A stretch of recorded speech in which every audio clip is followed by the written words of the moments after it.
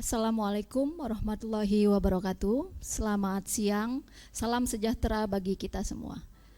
Pertama sekali saya ucapkan terima kasih yang sebesar-besarnya kepada para narasumber dan keynote speech yang sudah hadir di acara kita kali ini, yaitu dengan Bapak Prof. Jimli Asidiki, kemudian Bapak Bane Raja Manalu, kemudian Bapak Kamrus Samad, kemudian Bapak Nurudin, dan Prof. Arif Satria yang akan bergabung untuk jam 3 nanti. Kali ini Perca Indonesia mengangkat tema Aset SDM Masa Depan Menuju Indonesia Emas Tahun 2045.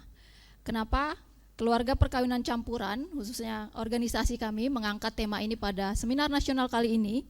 Karena kita bisa melihat Indonesia memiliki visi pada tahun 2045, Indonesia Emas menuju tahun 2045. Anak-anak dari perkawinan campuran memiliki potensi yang sangat besar untuk mendukung dari program pemerintah agar program tersebut dapat tercapai secara baik. Latar belakang adalah anak-anak dari perkawinan campuran memiliki pendidikan tinggi dari universitas-universitas yang baik di seluruh dunia. Kemudian mereka berkarya sudah biasa dengan lingkungan global. Kemudian lagi mereka sudah terbiasa menghadapi dari percampuran budaya antara warga negara asing dan warga negara Indonesia, sehingga tidak adanya kesenjangan atau ketidaktahuan. Biasanya mereka akan mudah untuk beradaptasi terhadap perubahan-perubahan zaman yang akan tentunya kita hadapi lebih cepat karena era globalisasi, sehingga perkembangan perubahan teknologi dan lainnya akan kita hadapi. Kemudian Presiden Joko Widodo juga menyampaikan bahwasannya banyak sekali talent-talent di luar negeri yang patut kita panggil pulang. Untuk itu, anak-anak keluarga perkawinan campuran, kami sangat berharap untuk dilihat bahwasannya mereka adalah bagian dari Indonesia. Mereka adalah keluarga negara Indonesia, mereka patut untuk diperhitungkan dan mereka siap bila dipanggil dan siap untuk bekerja, berkarya di Indonesia.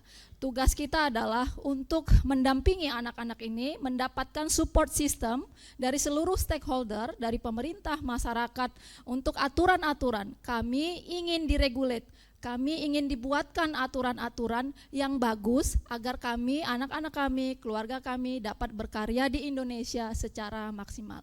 Baik, harapannya adalah dari seminar kita kali ini kita dapat melihat masalah-masalah apa saja, solusi apa yang bisa kita sampaikan. Karena kali ini kami mengundang juga dari akademisi, kemudian dari ahli hukum, kemudian juga dari anggota DPR RI, sehingga kita akan melihat dari banyak aspek, banyak pandangan-pandangan yang mungkin akan kita dapat, dan kemudian kita akan bisa menyusun strategi atau menyusun apa yang akan kita laksanakan baik sebagai organisasi maupun sebagai masyarakat Indonesia untuk mendukung keberhasilan dari visi Indonesia Emas 2045. Baik, demikian saya sampaikan. Terima kasih. Assalamualaikum warahmatullahi wabarakatuh. Assalamualaikum warahmatullahi wabarakatuh.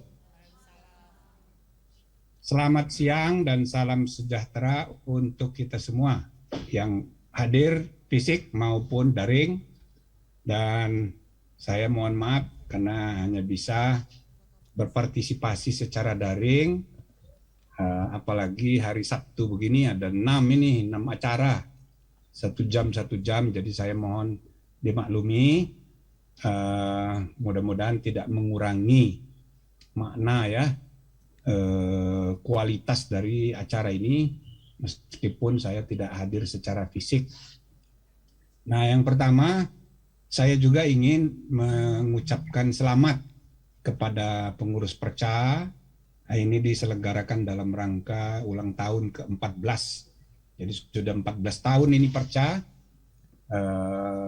Saya mengikuti sejak awal, mendorong supaya organisasi ini terus berkiprah, sabar gitu, karena harus membangun kesadaran kolektif mengenai pentingnya kebijakan-kebijakan baru yang tidak mudah untuk diterima secara umum dengan cepat, sehingga tidak bisa secara mudah pula diadopsi menjadi kebijakan-kebijakan resmi dalam kegiatan bernegara.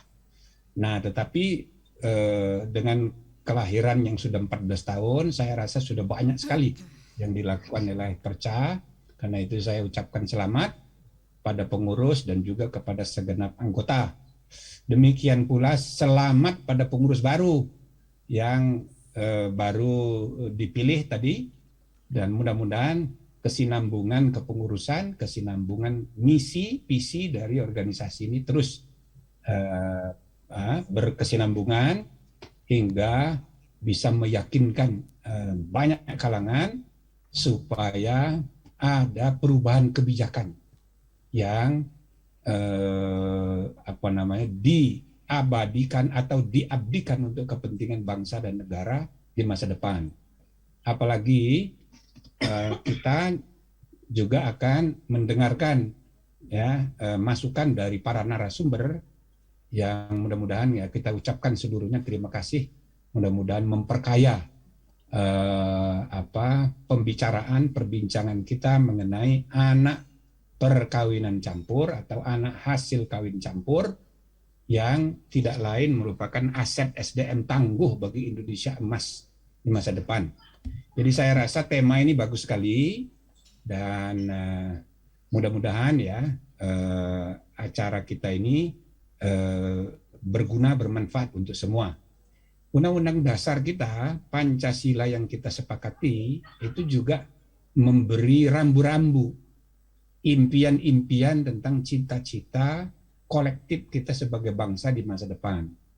Tetapi seperti di dalam rumusan sila-sila Pancasila, universalisme wawasan tercermin baik dalam sila pertama, sila kedua, kemanusiaan yang adil dan beradab, dan seterusnya, sehingga kita mau tidak mau harus mempertimbangkan perubahan-perubahan, perkembangan-perkembangan zaman, apalagi di tengah era globalisasi dengan disrupsi teknologi yang makin canggih sekarang ini, maka unsur-unsur universal dalam kebijakan 1, 2, dan tiap-tiap negara itu makin kuat gitu. Nah jadi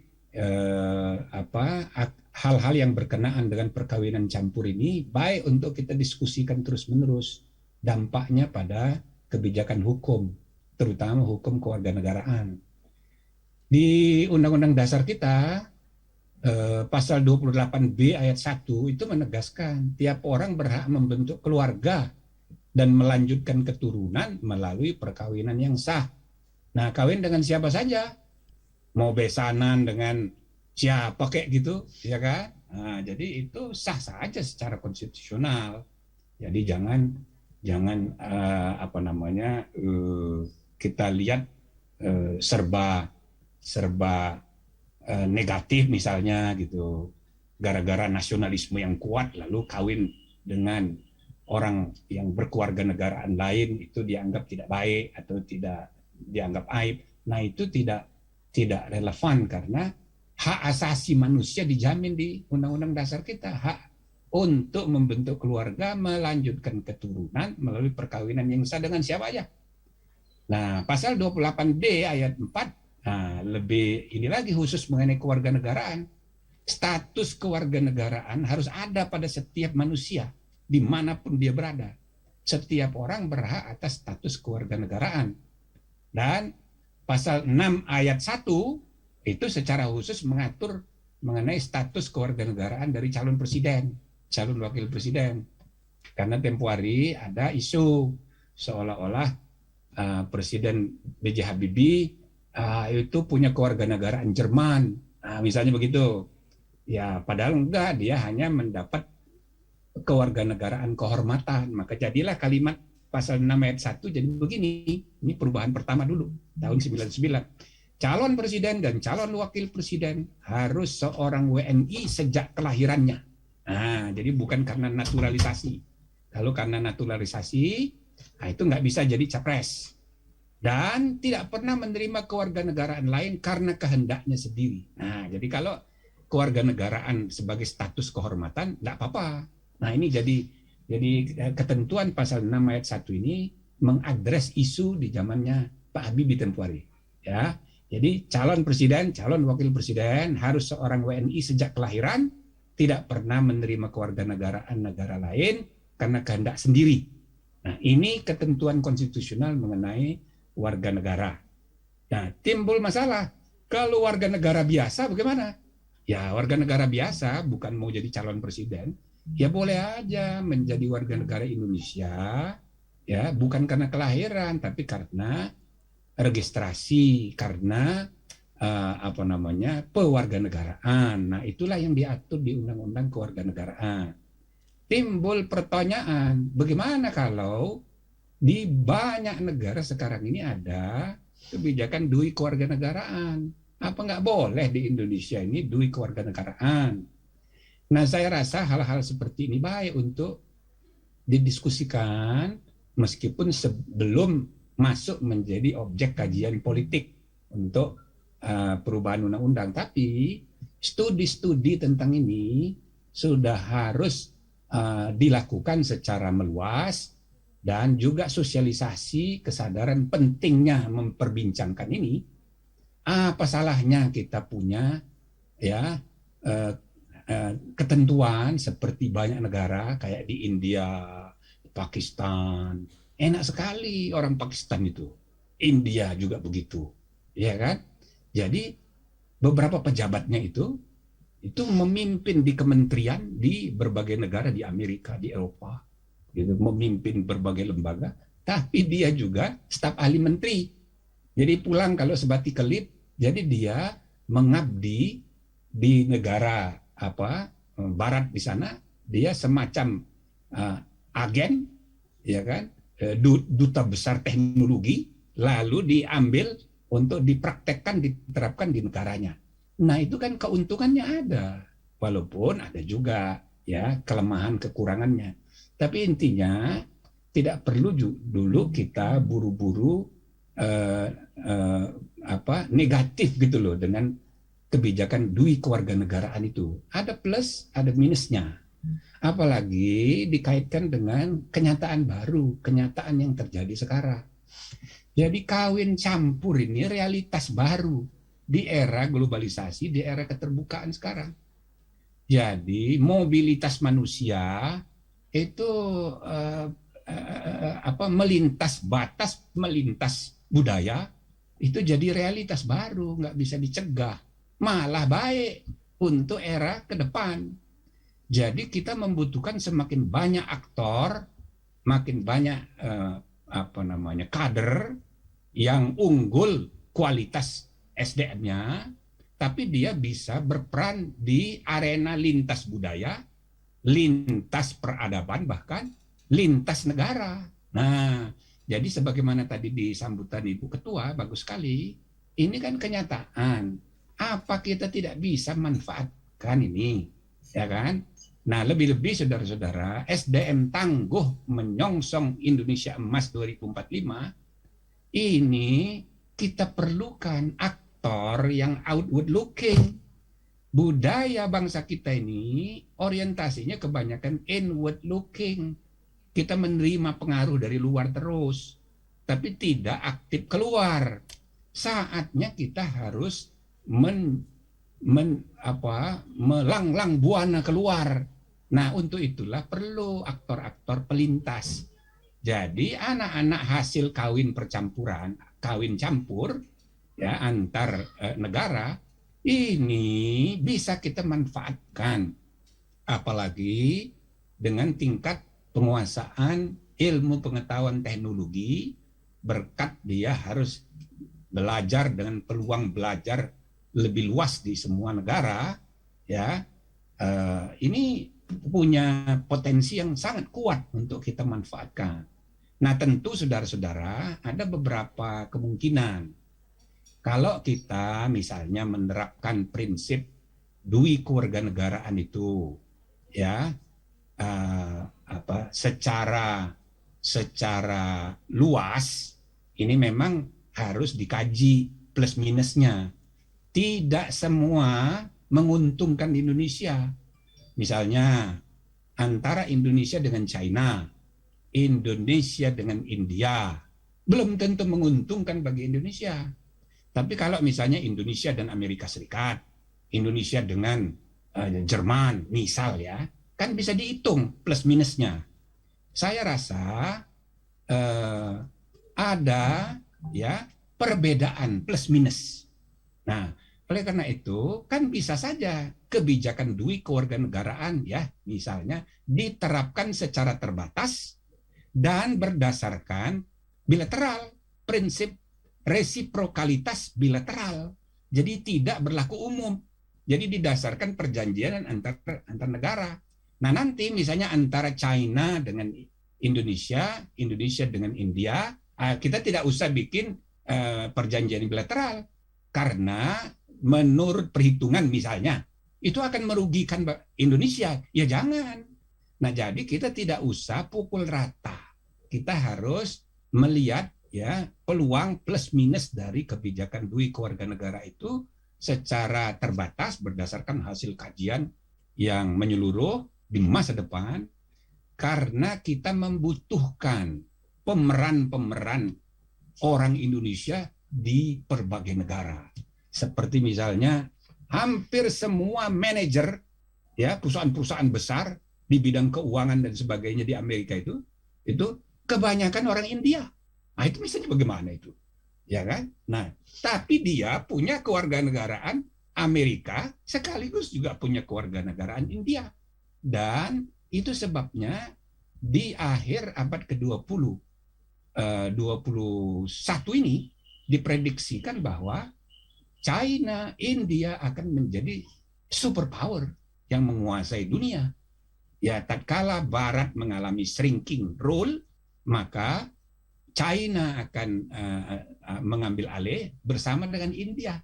Nah, Indonesia prediksinya ya lumayan sekarang sudah masuk G20, mungkin nanti di pertengahan abad ke-21 kita akan naik kelas gitu, tapi tetap tidak di nomor 1, nomor 2, nomor 3 sesuai dengan jumlah penduduk. Karena apa? Karena satu, penguasaan iptek masih di bawah rata-rata dunia. Yang kedua, penguasaan pelembagaan organisasi, dan yang ketiga, pelaku ya dalam manajemen kehidupan global itu orang Indonesianya kurang karena orientasinya hanya ke dalam negeri kita. Nah, oleh karena itu saya rasa ya menuju Indonesia Emas tahun 2045 aset SDM tangguh Indonesia hasil perkawinan campur harus dikelola dengan baik. Di samping sumber daya manusia Indonesia pada umumnya itu kita harus terus tingkatkan kualitas dan integritasnya. Kualitasnya itu tercermin dalam penguasaan ilmu pengetahuan dan teknologi di atas rata-rata penduduk dunia.